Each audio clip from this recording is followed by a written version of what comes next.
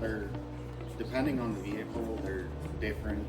So a lot of vehicles now, they have a unit bearing where it's just the whole assembly with your wheel studs and everything.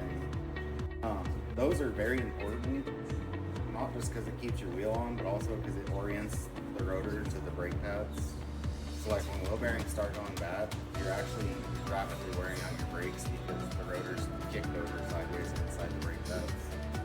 And if it goes far enough, it'll actually damage the caliper and just get a lot more money for repair than it should be. The other thing is, a lot of wheel bearings have the tone wheel for your wheel speed sensors. So if the wheel bearing goes bad, you can actually get an ABS light because it can't actually monitor the wheel speed.